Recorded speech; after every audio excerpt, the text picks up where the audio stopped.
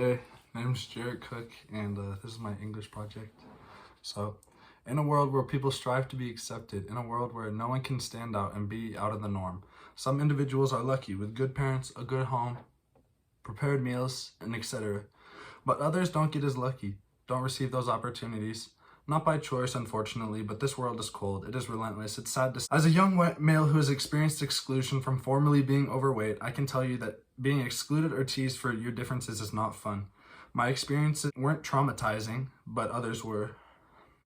In Ram's TED Talk Between Two Cultures, where she explores being accepted into her country, then moves to America where she is excluded and made fun of for the way she dresses. She is bullied for the way she expresses her culture and being herself. Soon this taught her that she has to be someone else. She has to completely forget her culture and the old ways that she used to live by. She has to fit in with these Americans because they won't accept her for her own ways. Ram uses pathos as her rhetorical device because it allows her to portray how hurtful and belittling it was to be left out of something that you can't even control. You can see the same theme in The House on Mango Street by Sandra Kisaro, where you can see a Hispanic family moving all over the States because of their dad's work. They realized that after they moved to the United States that everyone was different from them. That is not always a bad thing. You should embrace your differences, but at a young age that is very challenging. This results from them being treated unfairly by kids and teachers because they were seen as lesser. The writer focuses a lot of her rhetorical analysis on ethos, where you get to understand how these little girls were feeling as they were bullied and teased for being their race. They were never accepted, and that's all a little kid really needs. Each place a kid arrives at, their excitement seems to go down and down. The little kid needs a place to feel accepted into their environment, and they could never find that.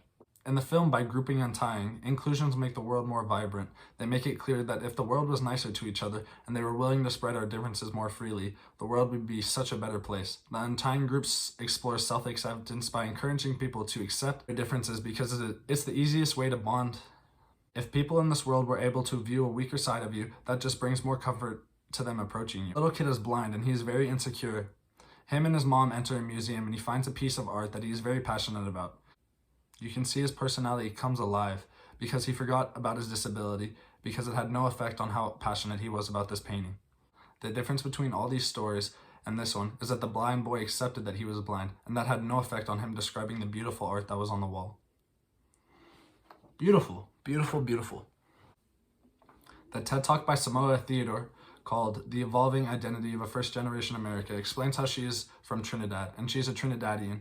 She has been in love with her culture ever since she was younger, and her parents ended up moving to America because of work. Samoa found out that her culture was not so accepted in America, and this caused a dilemma for her. Should she stand true to her culture and continue taking the abuse, or should she completely forget her culture and try to fit in? Well, she decided to try and fit in. Originally, it worked. She started making friends and becoming way more popular. She got sad when she realized that she lost all her culture she once had.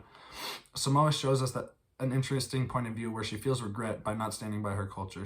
She wants to fit in and make friends, but she thought that meant giving up her culture. That was not the case. Those friends just weren't able to accept the way she was.